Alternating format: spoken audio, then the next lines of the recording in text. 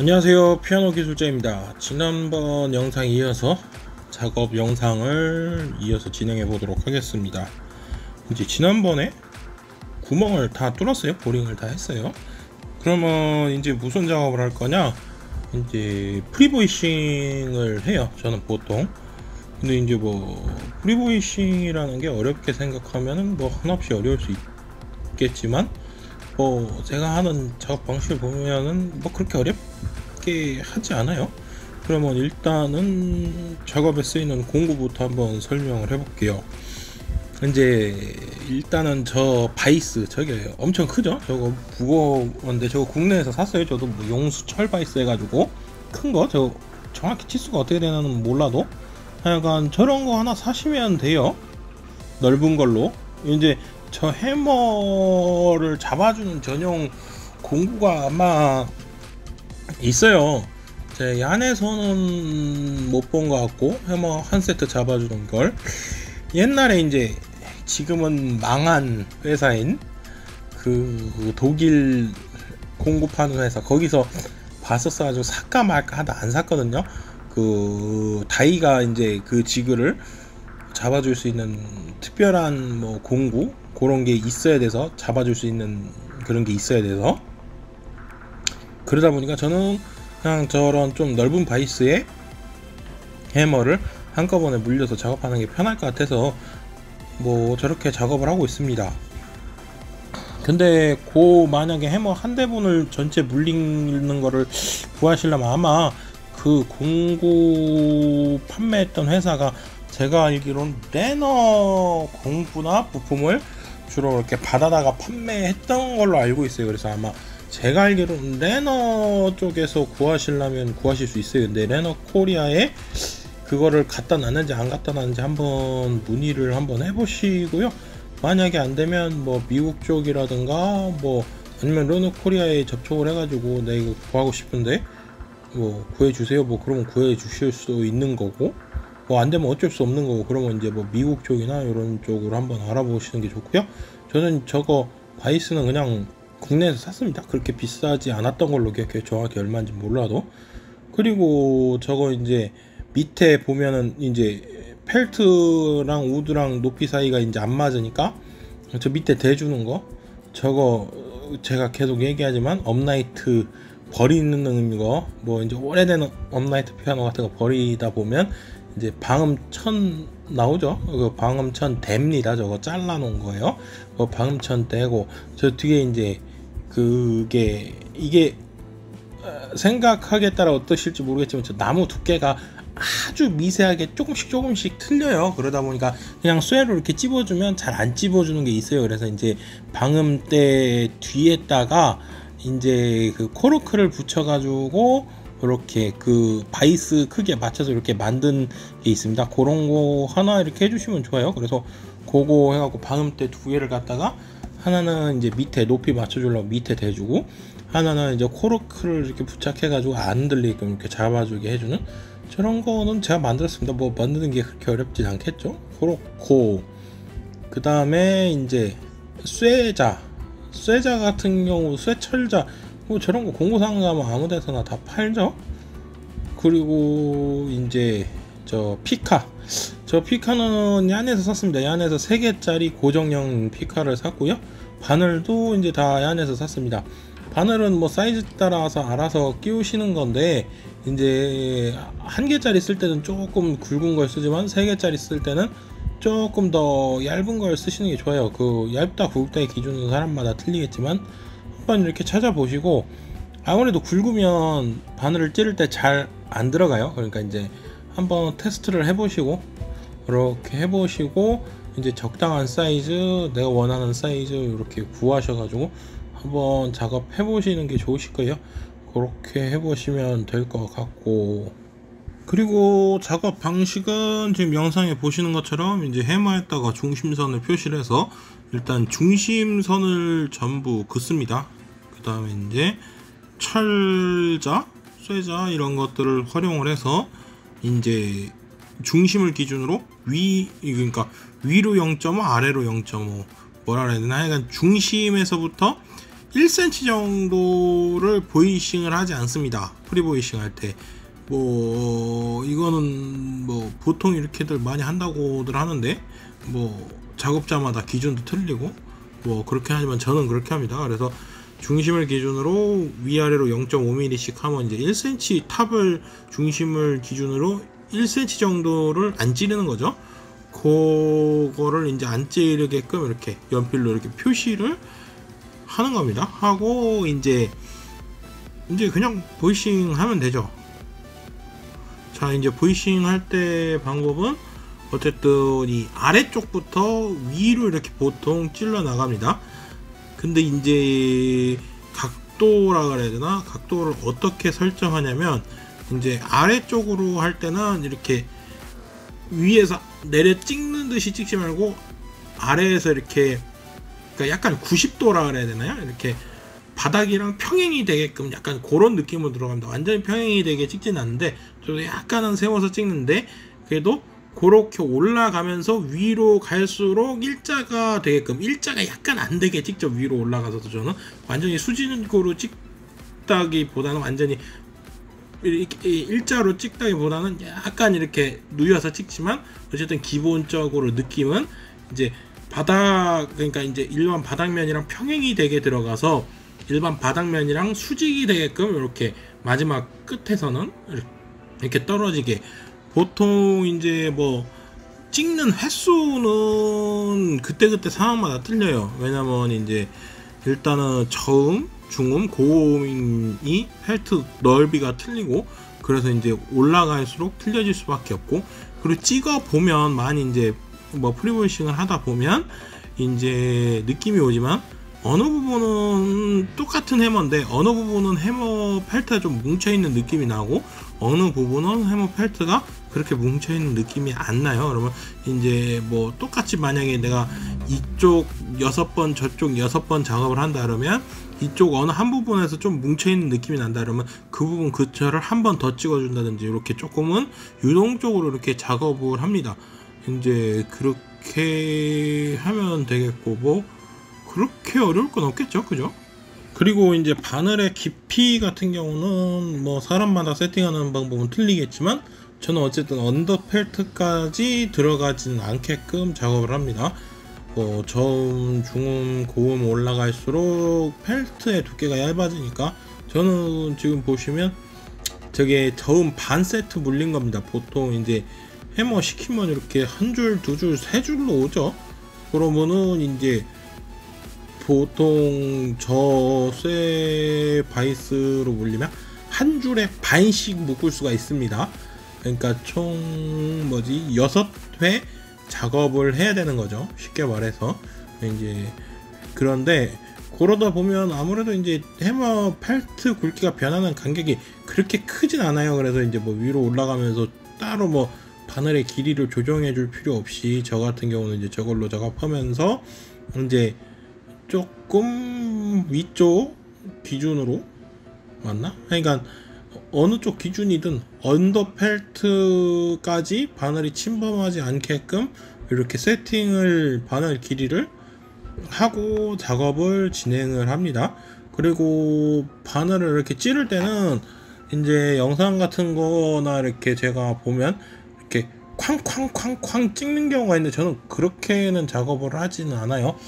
뭐 특별한 이유가 있어서 그런 건 아닌데 이제 그렇게 찍다 보면 뭐 바늘이 상할 수도 있을 것 같고 바늘이 부러질 수도 있을 것 같고 펠트가 아무래도 좀 더 바늘이 들어가면서 상하지 않나 그렇게 생각을 해서 그렇게 안 찍고 저는 이제 부드럽게 밀어 놓습니다. 그리고 이제 제가 작업해 본 뭐 아벨 해머나 레너 해머 같이 이렇게 좀 이렇게 상위급이라 그래야 되나요? 그러니까 제가 알기로는 그게 좀 상위급으로 알고 있는데 이렇게 그런 조금 괜찮은 해머들은 바늘이 이렇게 잘 들어갑니다. 제가 경험해 봤을 때는. 그래가지고 뭐 그렇게 어려움 없이 이렇게 밀어 놓을 수 있고, 만약에 이제 내가 힘이 좀 안 돼서 못 밀어 놓겠다 그러면은 이제 유용한 방법으로는 턱을 그 피카 밑에 나무 있는 데 이렇게 대서 턱 힘으로 이렇게 살짝 밀어주면서 집어넣으면 이제 아무래도 훨씬 더 부드럽게 놓을 수가 있습니다. 근데 이제 제 기준으로 봤을 때는 그렇게 힘들게 한 번도 넣어본 적이 없어요. 그러니까 이제 바늘을 만약에 내가 그렇게까지 힘들다 집었는데 힘들다 그러면 바늘을 조금 더 가늘은 걸 써보시는 걸 추천을 드립니다. 내가 바늘을 너무 굵은 걸 써서 그렇게 뻐거울 수도 있으니까. 그렇고 그 다음에 이제 저 바이스에 왜 물려서 작업을 하느냐 하면은 이제 피카질 많이 해보신 분들은 아실 거예요. 해머에 물려 있을 때랑 저렇게 완전히 그러니까 이제 액션에 물려 있을 때랑 그 액션에 있는 거를 어느 지그 같은 거에 이렇게 해가지고 꽉 물어 있을 때랑 바늘이 들어갈 때 힘드는 게 틀리죠. 훨씬 지그 같은데 이제 안 흔들리게 딱 묶어 놓은 게 훨씬 바늘이 쉽게 부드럽게 잘 들어갑니다. 그리고 이제 센터핀에도 아무래도 영향도 없고 그러다 보니까 어차피 프리보이싱이라는 게 소리를 들으면서 할 필요가 없죠.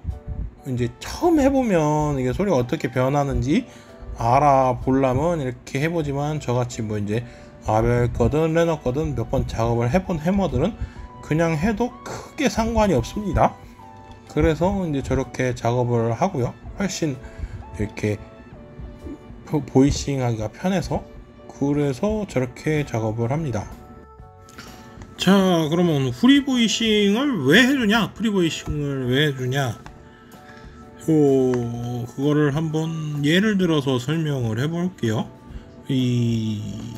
제가 잘은 모르지만 와인 같은 것도 왜 디텐딩이라 그러나 이렇게 저도 이제 만화에서 봤는데 뭐 신의 물방울인가 그거에서 봤었는데 그 무슨 그 유리병 같은 데다 놓고 이렇게 막 이렇게 밑에 불을 쬐나 막 그러고 이렇게 막 와인을 거기다 부어놓고 막 이렇게 흔드는 것 같더라고요. 그럼 뭐 와인 맛이 뭐 이렇게 피어난다나 뭐 향이 피어난다나 뭐 그러는 것 같던데 뭐 그런 개념이라고 보시면 돼요. 그리고 이제 저는 위스키나 뭐 꼬냑 뭐 그런 거 좋아하니까 꼬냑을 먹어보려고 하는데 위스키나 제가 이제 먹어본 게 이제 브랜디 그 깔바도스 맛있습니다. 깔바도스 이제 위스키나 뭐 깔바도스 뭐 이제 그런 것들 먹어볼 때도 이제 스왈링이라고 하죠. 이렇게 잔을 이렇게 돌리는 겁니다. 이렇게 아니면 뭐 온도락 같이 얼음을 넣거나 아니면 미즈왈이라 해서 뭐 물을 좀 넣거나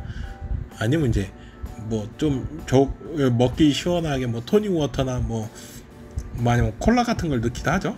이제 그렇게 해간 이제 이 공기랑 이렇게 혹은 물이랑 이렇게 접촉을 시키면서 향이 이렇게 좀 더 이렇게 살아나게 맛이 좀 더 부드러워지면서 뭐 조금 여러 가지 맛을 느낄 수 있게 해주는 걸 하잖아요. 이것도 마찬가지입니다. 이 프리보이싱이라는 게 어쨌든 펠트가 나올 때 제 생각에는 뭐 아무리 좋은 펠트 뭐 이렇게 써서 작업을 해도 어느 부분은 뭉쳐 있고 어느 부분은 안 뭉쳐 있고 또 아무래도 이제 펠트라는 게 어쨌든 압착을 시켜서 만드는 거니까 그 뭉쳐 있는 거를 조금 풀어주면 소리가 더 좋게 나는 거죠. 이제 그런 원리입니다. 그리고 이제 보이싱에 대해서 잘못 생각하고 있는 부분들이 많은데 보이싱이 엄청 대단한 게 아닙니다. 제 생각에는 어쨌든 뭐 보이싱보다는 차라리 뭐 조종을 더 완벽하게 하는 게 소리의 영향이 더 크고요. 저는 이제 소리를 만드는 거는 어쨌든 이 좋은 소리, 이 피아노에서 갖고 있는 소리를 최대한으로 끌어내는 건 어쨌든 보이싱이 주 역할이라기보다는 이제 모든 부품들이 안정되게 제대로 이렇게 돼 있고 모든 조정이 잘 돼 있고 그 위에 이제 보이싱이 얹혀가는 거라고 생각을 합니다. 근데 이제 많은 분들이 그리고 이제 작업자분들도 어쨌든 보이싱이라는 게 이렇게 딱 작업을 하고 나면 소리의 변화폭이 크니까 다른 작업보다 실제로 뭐 제 같은 경우에는 뭐 잡소리가 많이 난다 그러면 일단은 뭐 보이싱을 먼저 손을 대는 게 아니라 현이 제대로 이제 안착이 돼 있는지 뭐 이제 그런 것부터 봅니다. 그리고 잡소리가 어느 부분에서 나는지 이제 그런 거에 따라서 뭐 천을 대주기도 하고 뭐 이제 그런 작업들을 병행을 하는데, 뭐 아니면 그 브릿지 밑에 이제 브릿지가 아무래도 좀 가라앉아서 뭐 세월이 지나면서 가라앉든 선에 의해서 패여서 가라앉든 뭐 가라앉아서 뭐 문제가 발생하면 그 브릿지 밑에 뭐 종이라든가 뭐 딱딱한 종이 같은 거 있죠. 이제 머메이드지 뭐 이제 그런 거 조금 질긴 종이라 그래야 되나, 이제 그런 것들을 덧대 주거나 뭐 이제 그런 방식을 써서 이제 그거를 뭐 해결해 준다거나 그런 방법을 써 주는 게 뭐 보이싱 이렇게 조금 해주는 것보다 효과가 좋은 경우가 되게 많았어서, 보이싱이라는 거는 어쨌든 이제 그 아주 미세한 효과죠. 그리고 이제 특히 어떤 경우가 있냐면, 이제 해머를 이렇게 새 거로 교체할 때는 프리보이싱을 해주는 게 제 생각엔 맞다고 생각을 하지만, 이제 해머를 교체를 안 하는 경우에 이제 소리를 먼저 들어보셔야 됩니다. 어쨌든 해머를 교체할 거 기준으로 하면 소리를 제대로 들어볼 수 없는 경우가 많죠. 뭐 해머가 너무 많이 손상이 됐다거나 뭐 그런 저러한 이유로. 근데 해머를 굳이 교체해 줄 필요 없이 이제 파일링 같은 약간의 성형 작업만 거치면 이제 정상적으로 쓸 수 있을 만큼의 펠트가 남아 있고, 뭐 이제 그런 경우에는 이제 프리보이싱을 하기 전에 뭐 파일링을 하기 전이라도 소리를 들어보셔야 됩니다. 그리고 이제 이거를 판단을 하실 줄 알아야 돼요. 그러니까 이제 뭐 저도 정확히 판단한다고 말할 자신은 없어요. 근데 이제 저 같은 경우도 대략적으로 얘는 소리가 조금 이런데 보이싱은 많이 돼 있는 해머라 더 이상 건드리면 안 되겠다. 그러면 뭐 프리보이싱을 진행을 안 하는 경우도 있고, 얘는 보이싱이 그렇게 많이 되지 않은 것 같고, 그러니까 이게 보이싱이 많이 됐다 안 됐다도 실질적으로 내가 뭐 몇 번을 찔렀냐 뭐 그게 중요한 게 아니라 몇 번의 바늘이 지나갔냐 그게 중요한 게 아니라 이 펠트의 퀄리티 대비 바늘 숫자라고 저는 생각을 합니다. 이 펠트가 보이싱을 견딜 만한 수준이 안 되는데 보이싱을 계속 해주면 이제 어떤 문제가 제 경험상 발생하느냐, 뭐 아무리 좋은 펠트도 그 한계 숫자는 있겠죠. 근데 이제 어떤 문제가 발생하냐면 제 경험상 온습도에 되게 취약해져요. 그러니까 이제 습하면 소리가 이렇게 확 죽어버리고, 이제 또 그 습기가 이제 날아가면 다시 소리가 살아나는 뭐 이런 변화폭이 되게 커집니다. 그리고 기본적으로 뭐 아무리 좋은 펠트고 뭐 보이싱을 안 해줬든 해줬든 이제 습도에 대한 변화값을 가질 수밖에는 없죠. 그래서 이제 좋은 홀 같은 데는 어쨌든 이제 그런 습도나 온도나 이런 거를 유지하는 뭐 컨디셔닝 룸 뭐 그런 것도 있고, 이제 그렇긴 하지만 그게 이제 변화폭이 이렇게 너무 커질 정도로 그 해머의 한계를 제 생각엔 넘어가는 보이싱이 돼 있다 그러면 정말 난감한 경우를 저도 봤어요. 제가 본 것 중에는 이제 약간 피아노 해머에서 솜소리가 나는, 그러니까 제가 그때는 한 5, 6년 전인가 그랬는데, 이제 조율을 지금은 아무리 솜소리가 많이 나도 조율하는데 그렇게 힘들진 않았을 것 같은데, 그때는 이제 그렇게까지 잘 못할 때라 제가 그랜드 피아노 하나 놓고 한 2시간 반인가 조율을 한 적이 있어요. 진짜 소리가 안 들려서 그냥 퍽퍽퍽퍽 하는 것 같더라고요. 진짜 이게 해머가 어쨌든 솜으로 돼 있는 거지만 진짜 솜으로 치는 것 같은 소리가 나더라고요. 그래갖고 엄청나게 고생한 적이 있는데, 그게 이제 딱 보기에도 보이싱이 너무 많이 돼 있었고 너무 오버하게 돼 있었고 그때가 이제 좀 습했고 그러다 보니까 진짜 소리가 거의 안 났어요. 그러니까 정말 힘들더라고요, 조율하기가. 뭐 이제 왜냐면 이제 제대로 된 소리 파형을 들을 수가 없고, 소리가 난다기보다 뭐가 퍽퍽퍽퍽 소리밖에 안 나니까, 그러니까 이제 그렇게 소리가 이제 확확 변하게 돼버려요, 보이싱이라는 거를 무리하게 많이 하면. 그래서 이제 요거를 제가 뭐 이렇게 많이 안 해보신 분들한테 뭐라고 얘기할 수가 없고, 저도 이제 정확한 기준이 있는 게 아니니까, 이게 소리라는 게 어쨌든 그렇지 않아요. 이게 뭐 수치로 이렇게 설명할 수가 있는 건지 없는 건지 모르겠지만, 제 생각에 이거를 수치로 정확하게 설명을 하기가 참 어려운 부분인 것 같아서 그렇긴 하지만, 어쨌든 그 기준선이 서 있는 게 되게 중요합니다. 그렇고 보이싱을 할 때는 뭐 어쨌든 초보자분들이나 많이 안 해보신 분들은 많이 해보셔야겠지만 참 그게 이제 참 어려워요. 경험을 쌓아가는 과정 중에 이제 사고도 좀 치고 뭐 이제 다 그런 거죠. 근데 어쩔 수가 없더라고요. 근데 이제 제가 그 보이싱을 했던 건 아닌데 그거를 조율을 해달라 해서 한번 갔는데 여름이었는데 진짜 소리가 안 나버리더라고요. 퍽퍽퍽퍽. 그리고 제가 아는 경우 중에서도 이제 여름만 되면 피아노 소리가 안 나요 이러고 컴플레인이 저희 매장에서 나간 게 아니라 어디 홀에서 쓰는 피아노였는데 그런 컴플레인이 들어오는 피아노도 봤습니다. 그러니까 이제 그런 부분을 조금은 이렇게 유념을 하시는 게 좋아요. 근데 이제 어쨌든 그게 참 처음부터 그걸 판단하기는 어려우니까 참 뭐라고 드릴 말씀이 없더라고요. 이런 거 설명하다 보면. 그렇습니다. 어쨌든 자, 보이싱에 대해서 얘기하다 보니까 영상이 많이 지나갔어요. 이제 그거를 이제 파일링을 하려고 하기 시작합니다. 이제 보시면 저 사용하는 나무떼기, 저거를 제가 일본에 한번 갔을 때 와타나베가 맞을 거예요. 거기 갔을 때 거기 가서 직접 샀습니다. 그래갖고 와타나베 홈페이지에서 파는지 안 파는지 모르겠지만 아마 팔지 않을까요? 뭐 안 팔면 저거 뭐 그렇게 만드는데 어렵진 않겠죠. 저거 하나 만들어서 쓰시면 됩니다. 저게 저는 편하더라고요. 그래갖고 저거를 사용을 하고요. 그리고 이제 사포 같은 경우는 어쨌든 이제 80방, 그 다음에가 180방이 맞을 거예요. 그 다음에 이제 400방, 그 다음에가 이제 저 800방, 그 다음에 이제 1200방, 그렇게 작업을 해줍니다. 자, 파일링 하실 때 유의하실 점은 어쨌든 이제 탑 부분을 조금 유의하셔 주셔야 돼요. 탑이 보면 이쪽으로 당기다가도 깎일 수 있고 저쪽으로 당기다가도 깎일 수 있습니다.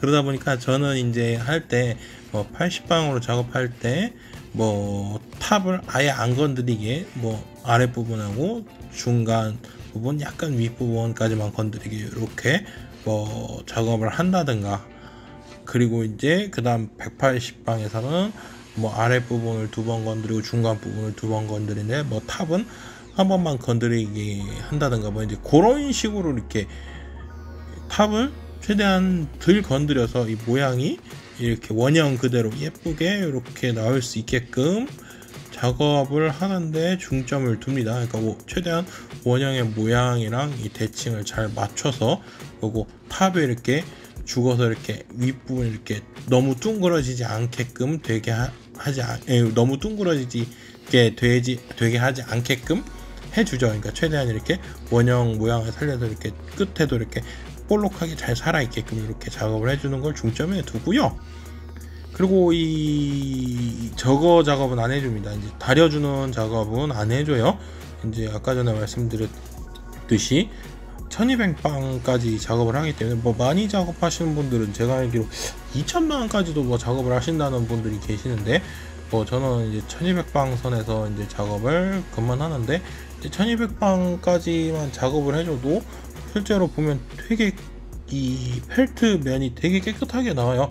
그래서 이제 굳이 거기에다가 뭐 다려줄 필요는 없을 것 같아서 안 다려줍니다. 그렇고요.